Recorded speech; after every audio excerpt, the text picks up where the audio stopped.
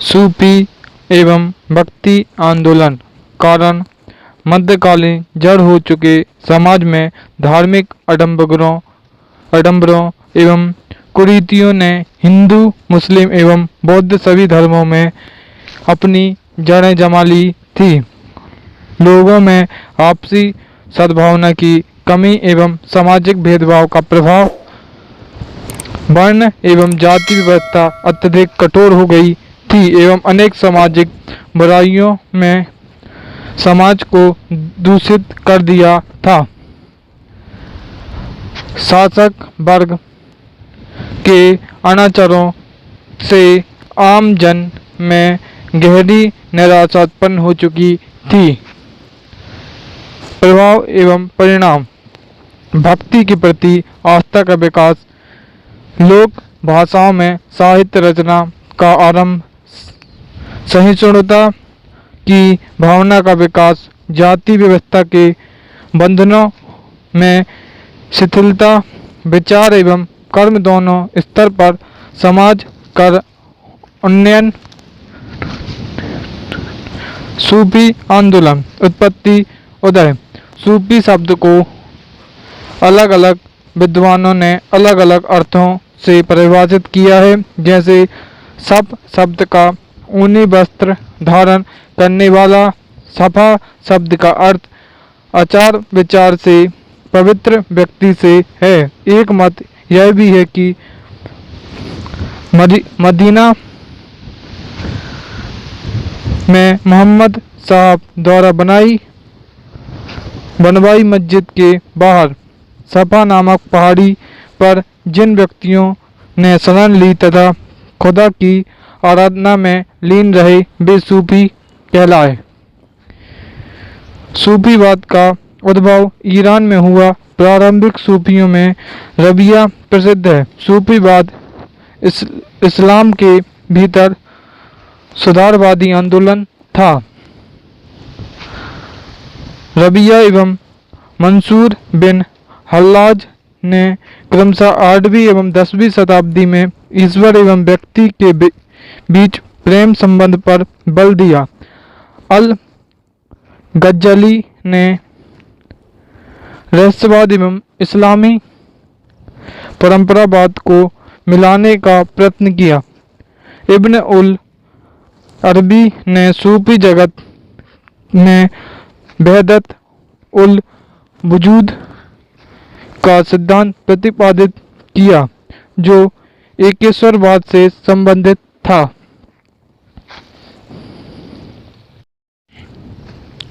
भारत में सूफीवाद का उदय। भारत में सूफियों का आगमन महमूद गजनवी के आगमन के साथ हुआ था। भारत आने वाले प्रथम संत शेख इस्माइल थे, जो लाहौर आए। इनके उत्तराधिकारी शेख अली बिन उस्मान अल हुजकिरी थे, जो दातागंज बख्श नाम से विख्यात थे।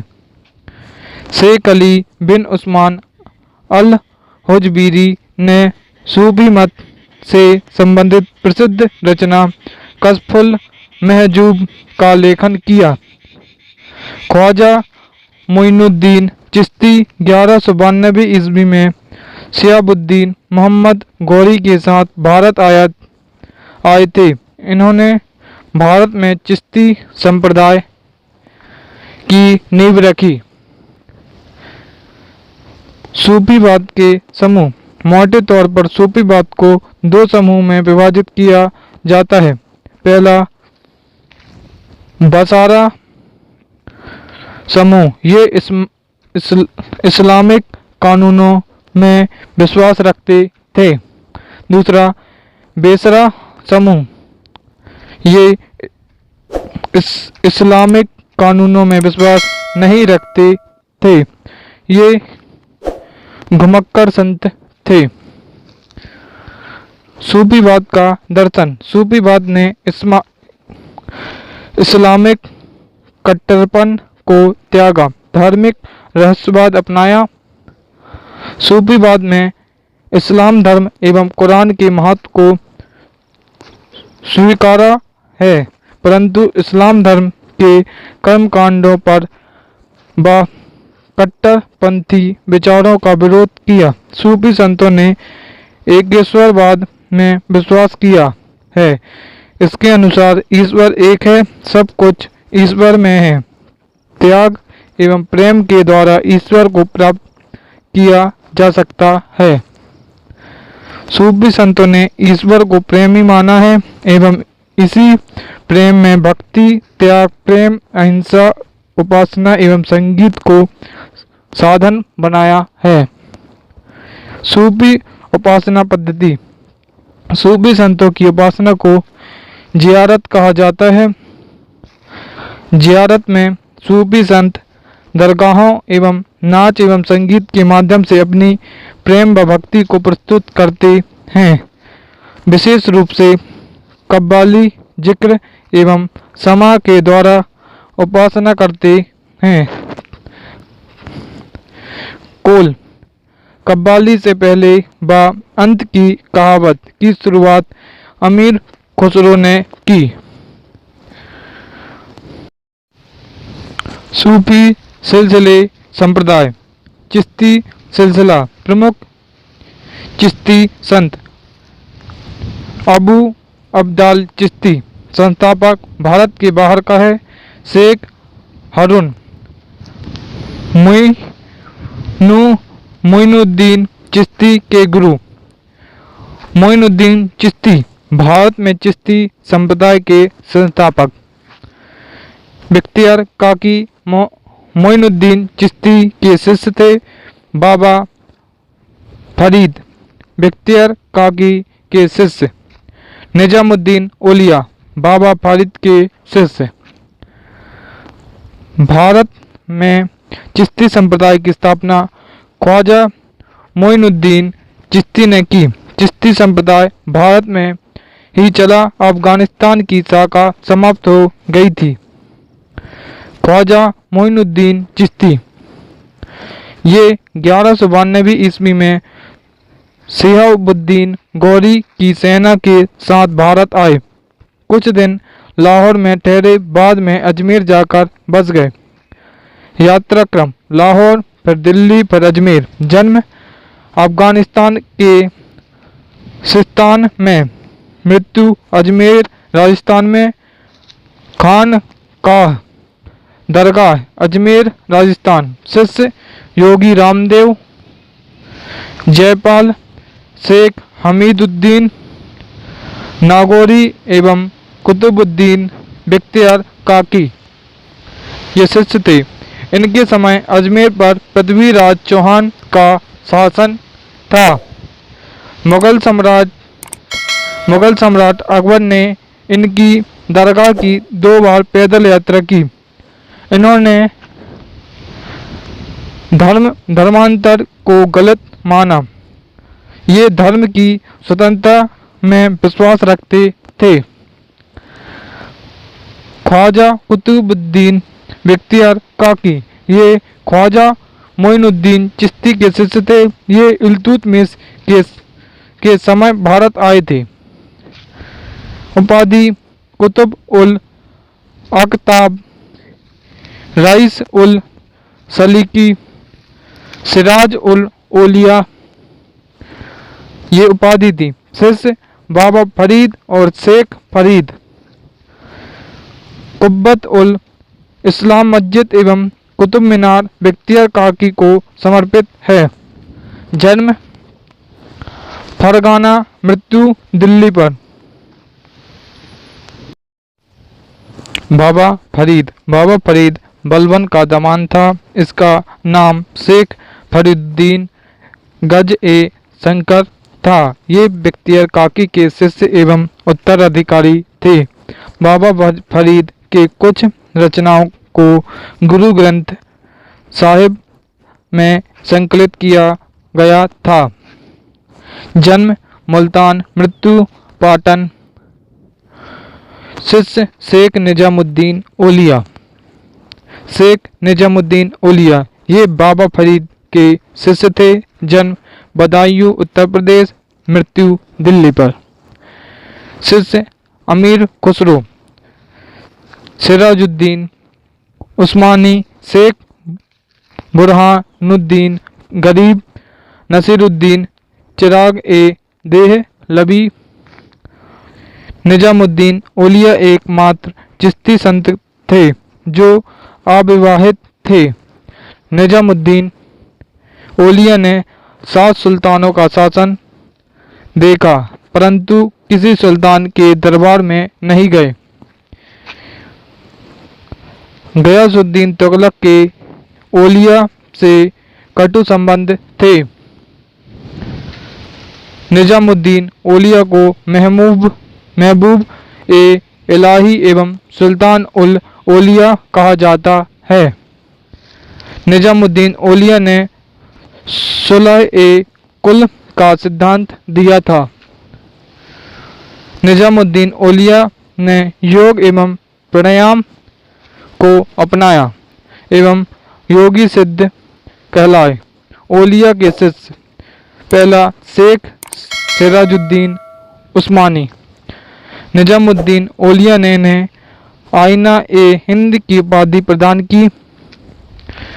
इन्होंने बंगाल में निजामुद्दीन औलिया के उपदेशों को पहुंचाए। दूसरा शेख बुरहानुद्दीन गरीब। मोहम्मद बिन तुगलक ने इन्हें दक्षिण जाने के लिए बाध्य किया। इन्होंने दक्षिण भारत में चिश्ती संप्रदाय की नींव रखी। तीसरा शेख नसीरुद्दीन चिराग देहलवी। निजामुद्दीन औलिया ने इन्हें अपना उत्तराधिकारी घोषित किया था। इन्होंने फिरोज शाह तुगलक को गद्दी पर बैठाने में सहायता की थी। ख्वाजा सैयद मोहम्मद गसूद राज, ये नसीरुद्दीन चिराग देहलवी के शिष्य थे। इन्होंने दक्षिण भारत में गुलबर्गा को अपनी शिक्षा का केंद्र बनाया। इन्हें बंदा नवाब की उपाधि प्राप्त की थी। गसूद राज के बाद चिश्ती संप्रदाय 3 शाखाओं में विभाजित हो गया। पहला सबीरी शाखा, संस्थापक मखदूम अलाउद्दीन अली महमूद साबरी। दूसरा हुसैनी शाखा, संस्थापक हिसामुद्दीन। तीसरा हमजा शाही शाखा, संस्थापक शेख हमजा। शेख सलीम चिश्ती। शेख सलीम चिश्ती चिश्ती शाखा के अंतिम उल्लेखनीय संत थे। शेख सलीम चिश्ती अरब में रहे। उन्हें शेख उल हिंद की पदवी दी। सलीम चिश्ती ने 24 बार मक्का की यात्रा की। ये मुगल सम्राट अकबर के समकालीन थी। इनके आशीर्वाद से अकबर के पुत्र सलीम का जन्म हुआ था। इन्हीं के नाम पर अकबर ने अपने पुत्र का नाम सलीम रखा। इनकी मकबरा फतेहपुर सिकरी में स्थित है। सोहरावर्दी संप्रदाय, संस्थापक शिहाबुद्दीन सोहरावर्दी। भारत में संस्थापक बहाउद्दीन जकारिया। बहाउद्दीन जकारिया इल्तुतमिश, कुबाचा एवं बाबा फरीद के समकालीन थे। इन्होंने मुल्तान को अपनी शिक्षा का केंद्र बनाया। इल्तुतमिश ने जकारिया को शेख उल इस्लाम का पद दिया। सैयद जलालुद्दीन जहानिया जहागस्त। इन्होंने 36 बार मक्का की यात्रा की। फिरोज शाह तुगलक ने इन्हें शेख उल इस्लाम प्रधान काजी का पद दिया। सोहरावर्दी संत शेख मूसा सदैव स्त्री के वेश में रहते थे। नृत्य एवं संगीत में अपना समय व्यतीत करते थे। फिरदौसी सिलसिला। इस सिलसिले की स्थापना शेख बदरुद्दीन ने की थी। इसका कार्यक्षेत्र बिहार में था। यह सिलसिला सोहरावर्दी सिलसिले की ही एक शाखा है। इस सिलसिले का प्रमुख संत शरफुद्दीन यहिया मनेरी था, जो फिरोज शाह तुगलक के समकालीन था। कादिरी संप्रदाय। इस संप्रदाय की स्थापना अब्दुल कादिर जिलानी ने की।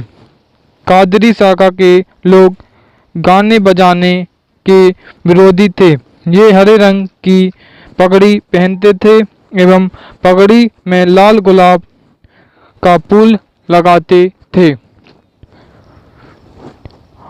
मुगल शासक दारा शिकोह इस सिलसिले का अनुयायी था। लोधी सुल्तान सिकंदर लोधी इस शाखा के मखदूम जिलानी का शिष्य था।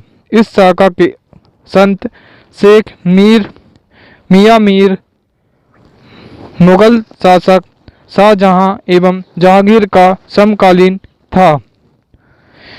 मियां मीर ने ही स्वर्ण मंदिर की नींव रखी थी।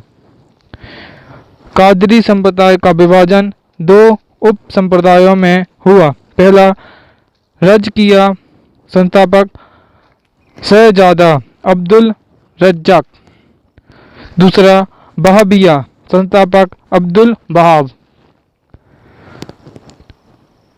नक्शबंदी सिलसिला। इसकी स्थापना अकबर के काल में ख्वाजा बाकी बिल्लाह ने की। शेख अहमद सरहिंद इस शाखा के प्रसिद्ध संत थे। इन्हें मुजहिद अलिफ सानी के नाम से जाना गया। जहांगीर सरहिंद का शिष्य था। सूफियों में यह सर्वाधिक कट्टरवादी सिलसिला था। सत्तारी सिलसिला। इस शाखा की स्थापना लोधी काल में शेख अब्दुल्ला सत्तार ने की थी। संगीत सम्राट तानसेन इस सिलसिले के संत मोहम्मद गौस के शिष्य थे।